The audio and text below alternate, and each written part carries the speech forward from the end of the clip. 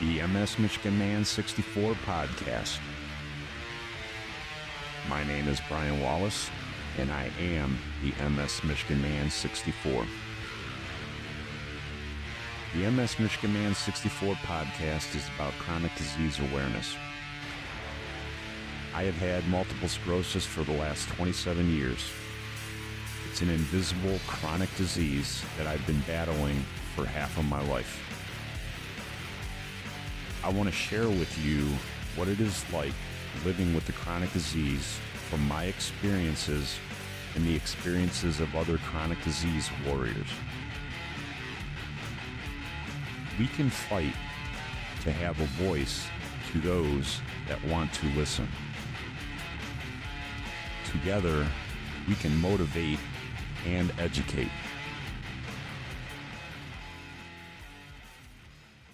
Hi, welcome back to the MS Michigan Man 64 podcast, where I'm trying to spread awareness about what it is like living with a chronic disease. I've had MS for the last 27 years. I talk about my journey, and I talk with other chronic disease warriors from all over the world so that we can be heard. We want to be understood. Today, I went north of the border, and I am up in Canada, the Toronto area, and I met a beautiful lady from Canada, and she wanted to come on and talk about her MS journey. She got diagnosed in 2022, and she just wanted to explain what she has gone through just so that people understand this disease a little bit better. Please welcome to the podcast, Allison. How you doing today, Allison? I'm doing good, Brian. How are you? Oh, I'm doing okay. I'm having trouble with my words today, obviously, but I'm doing okay. So Allison, you got diagnosed in 2022. Can you kind of take me through, what kind of symptoms you were having back then that caused the red flag that made you go to see a doctor to try to get everything figured out? Yeah, so it was some random day in April of 2022. I woke up. I was numb from the ribs down on my right side. Thought nothing of it, maybe a pinched nerve or something. And finally, about 3 days later, I called my doctor and she said, no, that doesn't sound like a pinched nerve. Like, you should go to the ER. So I went to the ER and the doctor there told me it was just my anxiety and to go home and try and relax. And I thought that was very odd because never in my life has my anxiety, made me go numb like that. Doesn't make So I sense. called my doctor. Yeah, it doesn't make sense at all. I called my doctor and she said, yeah, no, that's not right. So she ended up setting up 5 or 6 MRIs over the next 3 weeks to a month. And those results came in and she said, yeah, it looks like you have MS. Wow. Did you have any knowledge of what multiple sclerosis was when you got told that you had it? No knowledge whatsoever. I'd heard MS, Right. I know I have a friend whose mom had it, or has it, I should say. Mhm. But that's the extent of my knowledge. I didn't know what it was at Yeah. all.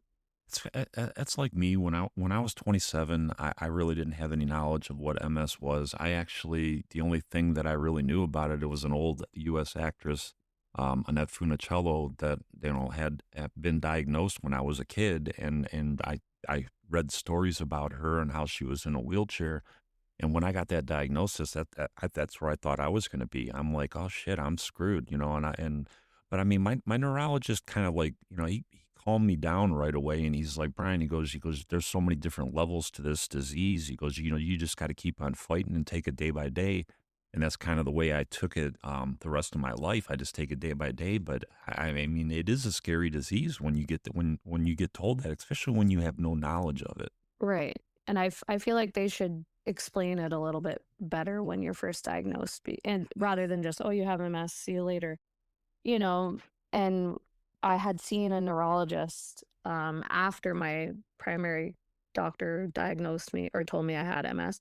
I had to go see a neurologist, and his explanation was it's a demyelinating disease of some kind, but I don't want to jump to any conclusions of it being MS.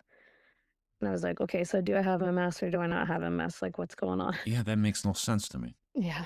Wow. And then, um, like, fast forward to November of 2022, or it was, sorry, mid October when my numbness and tingling came back on my right side. Hmm. Um, then it eventually spread to the left side as well. So it was my entire body from my ribs down Wow. was numb and tingly. And it got worse and worse and worse and worse. And then November 11th, I went back to the neuro after getting another MRI, and his tune changed from "let's not jump to any conclusions" to "you are now one of our most severe cases at the clinic, and you have very aggressive MS, and you need to start on a DMT ASAP." I was like, "What the heck is going on?" Wow. Like, I went from, meh to holy Yeah. shit. Yeah, my God, man. I couldn't even imagine what is going through your head. Your head had to be spinning. And you had to be scared, Allison. I know I would have been in your shoes. I was in my situation, and it was nothing near what it sounds like what you went through. I was scared, but also, like, I had no idea what was coming. I didn't know what was coming could happen. Again, all I had in my head was from what I heard from other people. "Oh, my aunt has it, she's fine." My neighbor has it, she's fine. So I was thinking, "Oh, this is not good, but from what I understand, I'm gonna be fine," Yeah, which, yeah, I am fine now, but, yeah, and then when shit really hit the fan, then I was scared. I was for sure scared. yeah. No, how was did you have a lot of support when you were going through that diagnosis? Did you have family to lean on? Thankfully, yes, like, everyone in my family, my friends, I have a small circle of friends. They were all very, very supportive. My one friend, as soon as I said MS, she's a researcher. She went straight to the computer and she was researching everything she could about it. Which is also partially why I didn't do much research because Doctor Google can be scary. Yeah. But I got my information from her. I let her do the researching, but yeah, everyone in my life, thankfully, I'm very, very, very lucky. Everyone was very supportive. And that's so important for anybody that's going through a chronic disease, just to have that support and understanding. Because I hear so many stories. I hear family members saying, well, yeah, you're just not trying hard enough. You're lazy. Well, maybe just take a nap and you'll feel better. And that's sad. And when I hear those stories, and it's just so important that you have people that that are understanding and trying to learn about it and trying to educate themselves, and they don't want to be ignorant about it, and that's important for us. Right. I think for me too, because it was so bad, I didn't get those kinds of comments from people Yeah, because I ended up in a wheelchair like right away, and yeah, it was right. very obvious that I could not just go have a nap and feel better. Yeah, that makes sense. That makes sense. So did they end up diagnosing you with primary progressive because of how aggressively it was to you, or was it a relapse remit and then they put you to primary progressive, or what? I was diagnosed as RRMS, so relapse remitting. Right. I have doubts that I have RRMS, like perhaps it is Yeah. something, different, but I had my neuro that I had before has retired, and I have a new neuro that I'm meeting in a few weeks. So my old neuro would not let us ask questions. We tried to ask questions and he'd say, "No, no, no, we're not even going to talk about it." So I'm hoping that my new neuro, from what I hear, she is much, much better than that guy. So I would like to discuss my concerns with her and hopefully she can, answer some things for me. And that's part of the mental game too. We just want answers. We have questions, and it's so frustrating when we ask doctors and they kind of blow us off, and they're just like, "Oh, you're fine, you're fine." Well, I don't feel fine. Can you listen to me, please? Right. Yeah. So what kind of a DMT did they end up telling you that you needed to take, or which one did you pick and doing the research on your own? So on that day that my neuro told me it was very aggressive, he said you can either take Tisabri or you can take Ocrevus. And he's like, here's some pamphlets. See you later. Thankfully, the nurse that works at the clinic, she took me into her office where I was like, what is going on? Like, I had no idea what was going on. And she said, here's your options. She explained, the PMO to Sabri and everything, and I was like, "Okay, hell no, I'm not taking that." So I'm like, "I guess I'll take Ocrevus." I didn't even get really a chance to do any research or anything. Like, I sat in the office and, she explained, and I was like, "Okay, I guess I'll do that one." And they're like, "Okay, let's get the paperwork going," and blah blah. Blah. And I'm like, I still don't know what's going on. Like, Yeah, you know, and that's part of your head spinning. I mean, you're still trying to just understand what the disease is, and you're getting all these DMTs thrown at you, and you have no idea because you're not a doctor. I mean, you don't know what these things do, but yeah, and then after you start doing a little bit of research, you see the PML, and then you see other ones cause liver damage and kidney damage, and can cause cancer. I mean, but what choice do we have? I mean, it's either you make the choice that you're going to do it naturally and just hope that everything's going to be okay, and you go that route, or you rely on the science and the DMTs to try to slow this down.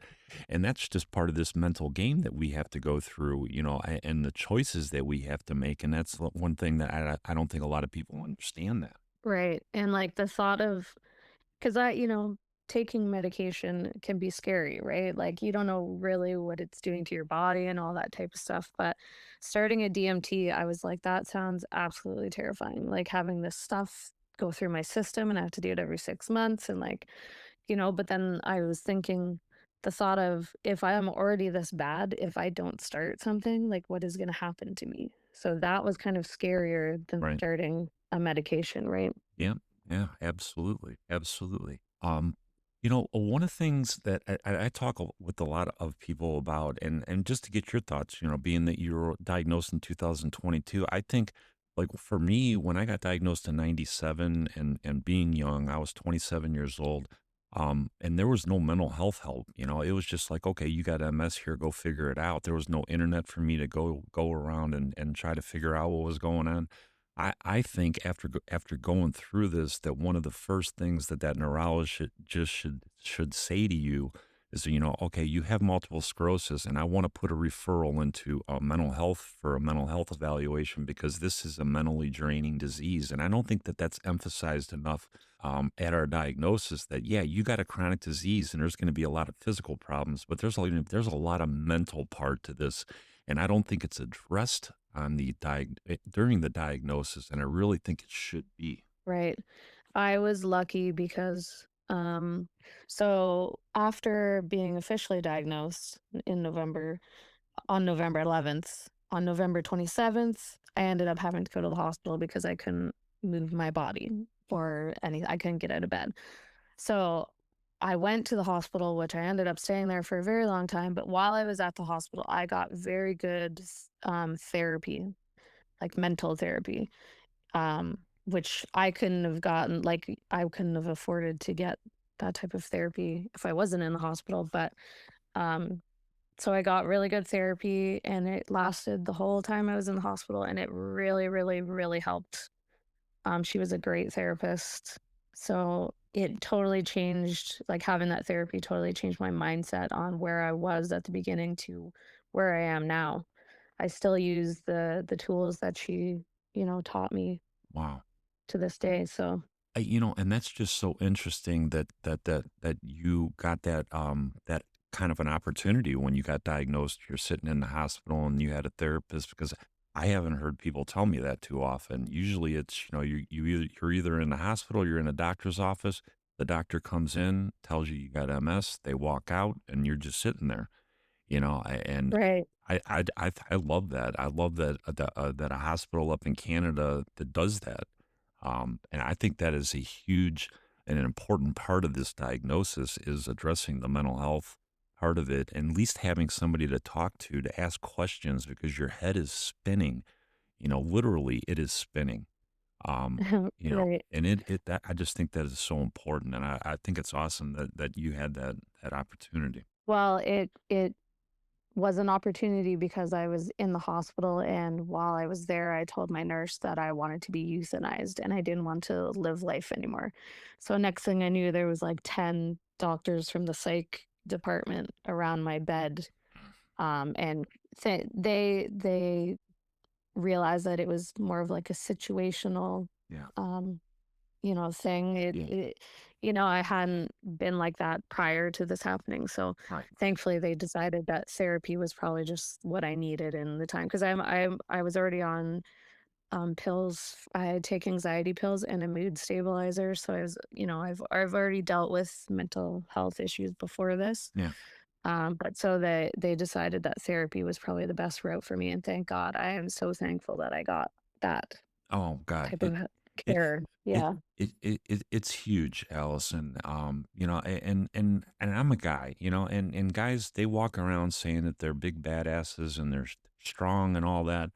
And I thought I was mentally tough, but I mean, when you get a chronic disease and it starts taking you down, I don't care how big and bad you are, it's going to affect you mentally, and I ignored it for 15 years, and because I thought I was the big badass, and I mean, it took me down. It took me down a dark place, and I was thinking about ending my life in 2015, and thank God my wife, she put her foot down and she said, you need to go get help. And that's when I did. And it was, thank God I did, because this Mhm. disease, it makes you think crazy things, the more, the sooner you address it, I just think the sooner you address the mental health part of this disease, the better off you're going to be. That's my opinion after 27 years. Right.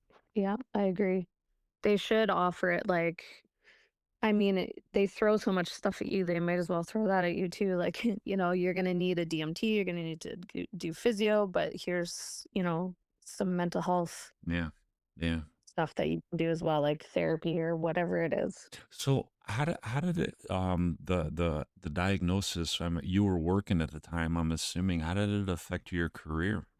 Yes, I was working as a single mom and everything, just Yeah. doing what I needed to do. Right. But because I couldn't walk, I couldn't drive, like near the end of it, I had to stop working. And then I went paralyzed and I was in the hospital for 7 months. So obviously I couldn't be working. Yeah. They kept me on the employee whatever, Yeah. but they let me go eventually and whatever because I couldn't work and I still not working, so Yeah.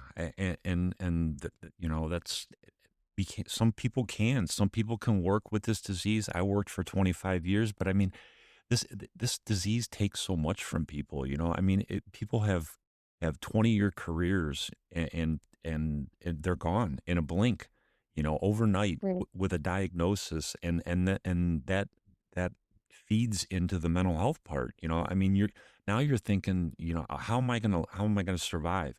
How am I going to pay bills? How am I going to take care of my kids? And that is all part of this journey that we're on. Yeah. Yeah, like, I went from working full-time, I was running, I was a single mom, to just laying in a hospital bed. I can't move, I can't work, I can't take care of my kid, I can't do anything. Like, what the hell am I gonna do now with my life? If this is what my life is gonna be like, hence why I didn't want to live it anymore because it was too much Yeah. to think about. Yeah. So I know where you're at now, Allison. 3 years after your diagnosis, the mental part. I mean, you're so much better. As far as fighting on with this fight, every day. How did you get there? I know it didn't happen overnight. Because when in 2015, when I was thinking about ending it, it took 2 years for me to get to where I was comfortable with my MS again. I was comfortable with my life again. And how did you battle through it to get to where you're at now? Well, the therapy is one huge thing. Um, my daughter kept me going. And just as I could start regaining my movement and strength and everything, I just thought, like, I can't give up. Like, I got to do whatever I can do to keep going because my daughter, needs me. Where I went when I was first in the hospital, I went from wanting to be euthanized because, my daughter's only a year and a half. She's not gonna remember me anyways. You know, n- she won't miss me, all that kind of stuff too. And thankfully, the therapy changing my mindset. And now I'm thinking, I can't imagine having left her Yeah. without a mom, and I need to get my shit in gear and get going, like Yeah. get out. I got out of that dark place, thank God. But it's also because I found, everyone on TikTok.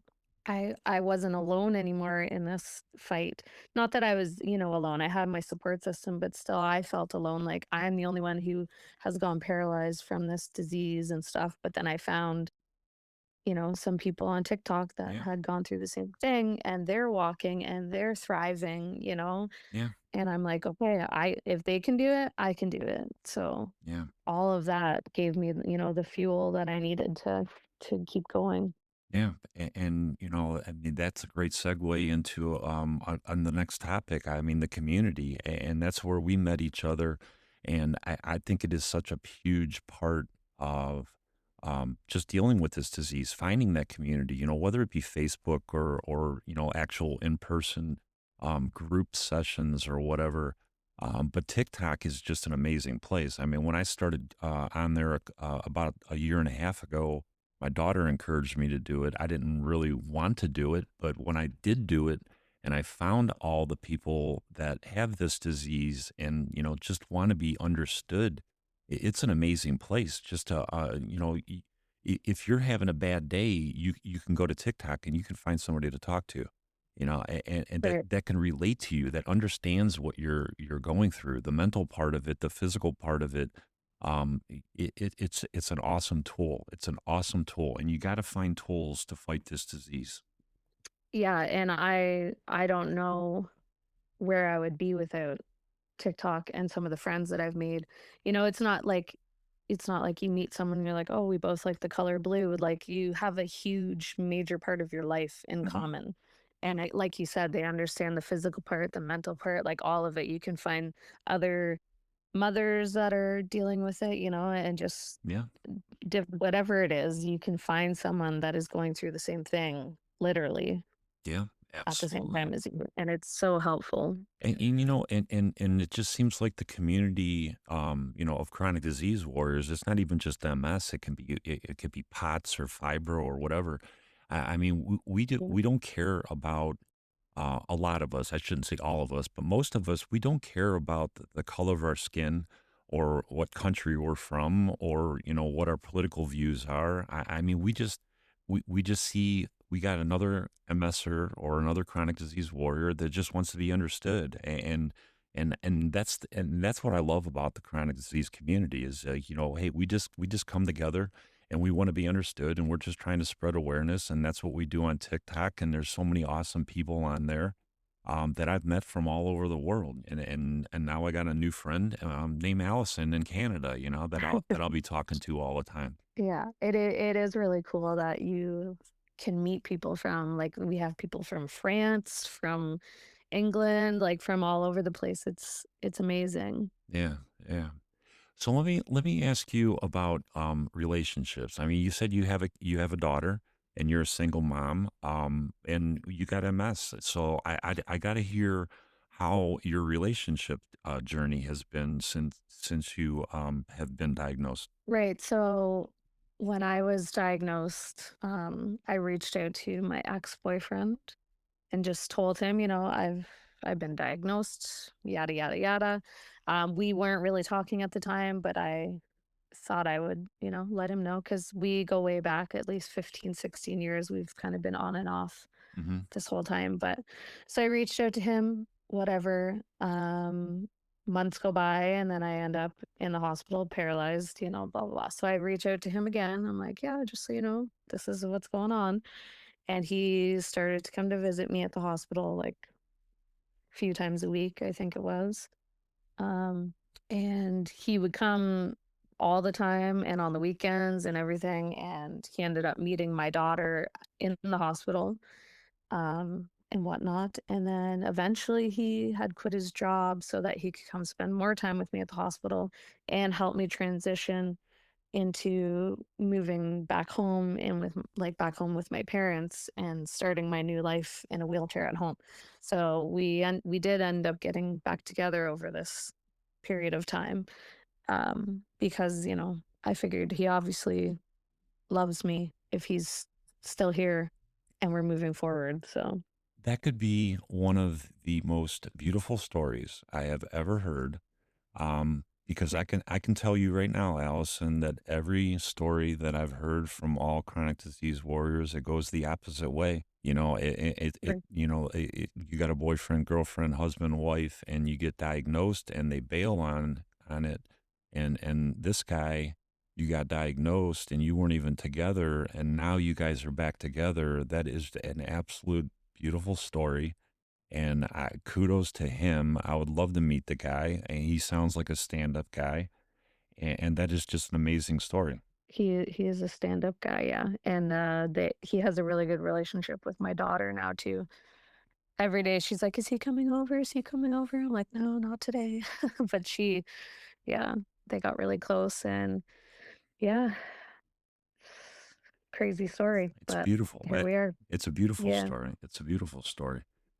So, Allison, what is your motivation? I know your daughter is, but I mean, other than the fact that you're living your life to wake up every day and be with your daughter and to be part of her life. I mean, what keeps motivating you to keep on fighting on every day? Um, well, I think, like, I have become very mentally strong, and a lot of that has to do with, like, my past. Like, I was a dancer, I was a runner, and all that made me strong mentally, but it also has always given me, like, the umph. Like, I always wanted to do better than I did yesterday. And, like, when I was doing races and stuff or running at home or whatever it is, like, I wanted to beat what I did yesterday. And I think that's kinda still the mindset I have. Like, today, Yeah. I got up and I did this, but tomorrow I wanna do it for, like, a minute longer, like, on the treadmill or whatever it is I'm doing. So I think that's kind of what gives me the push every day is I wanna be better today than I was yesterday in whatever it is that I'm doing. God, I love that. I love that, Allison. Man, you sound just like me. You just like brought me back to my football days at Michigan. And you're gonna have good days, you're gonna have bad days practicing in the weight room and all that, and you got to keep on fighting. And you get, and I think you had that athlete mentality, and I thank Michigan football for giving me the attitude to keep fighting this disease, and it sounds like you use that same drive and motivation because you gotta have it. You gotta have a fight. You gotta have an attitude with this disease. You can't just lay down after the diagnosis. You gotta pick yourself up, and you gotta find a reason to get up every day, and you gotta, if you walked, like you said, if you made it one step today, then you gotta try and strive for two steps tomorrow, and if you don't get it, or if you take a step backwards, then the next day you still gotta get up and keep on trying, and you can't give up. Right, exactly. Like, even when I was dancing, if I got 2nd place, I'd be like, "No, that's not good enough for me, like, I gotta try harder, gotta do better." So, Mhm. it's the same mentality now, it's like, even though I have to look back and be like, "Okay, 3 years ago, I was paralyzed, but that was 3 years ago. Today, I can walk a little bit, Yeah, but tomorrow I wanna walk a little bit further than I did today." Like, right. it's just never good enough for me. Like, I Yeah. wanna do better every day. And that's the attitude. I love that attitude, Allison. I mean, I'm the same way. My last episode I had 2.5 years ago, I was in a wheelchair. I'm like, I thought it was it. I'm like, okay, well, I guess I'm going to be in the wheelchair for the rest of my life. But I didn't want that, and I kept on fighting, and now I'm walking again. I'm walking with a walker, and it's harder than it was before. But I'm not going to give up. I mean, I'm not going to go down without a fight. This disease can kiss my ass. Fuck MS. I'm gonna keep on going as long as I can. Yep, exactly. FUMS, I got that tattooed on my finger, about a month ago. Love it. Gotta get it redone already, but yes, I have FUMS tattooed on my middle finger Yep. Love it. Love it. because fuck your MS, fuck it. Yeah. Allison, man, I love talking to you. If you want to say anything out there to anybody that is listening that is in a similar situation as you, they're a few years in, they're a single mom, and they're fighting this battle, whether it's MS or another chronic disease, what would your message be to them? Just to not give up. You can do it. You can get through it. You can do hard things. I mean, if you're a single mom, you know that already, but to anyone listening, yeah, you can do hard things and don't give up and make sure you have some sort of support, whether it's, friends or family or TikTok or, even just making sure you have a therapist, somebody to talk to. That's very important. But yeah, don't give up. Don't give up because I wanted to give up. And I am so, so thankful that I didn't because here I am today. And I'm hoping that I am an inspiration to at least one person out there. You are. You are. You're an inspiration to me. I mean, everybody that I've ever met since I started doing this podcast, Allison, they inspire me. I met the Swab, a couple years ago. That guy over there in the UK is one of my idols. I love that guy. Just the way he fights, he lost his voice to this disease, and he has just such a positive attitude, just the way he keeps on pushing through life. And I just think that's the attitude you have to have. No matter what this disease throws at you, you can't give up. You got to find a reason to keep on getting up the next day and watch that sunrise and watch that sunset and keep on Right. living life. Yep. That's all we can do. Yeah, that's all we can do. Allison, I want to thank you so much for coming on and sharing your journey with me. I know it's not an easy thing to do, but I just really appreciate you, and I would invite you back to talk about your journey whenever you want to in the future. I just love talking to you. I made a new friend, and I really appreciate you a lot. Well, thank you for inviting me. And yeah, anytime you want to talk, we can talk. Absolutely. All right. If you want to follow me on TikTok, you can find me MS Michigan Man 64, and you can find me on Instagram MS Michigan Man 64, and I'm on Facebook Brian Wallace out of Brunswick, Ohio. Till the next episode, you all have a good day. MS Michigan Man 64. I am out.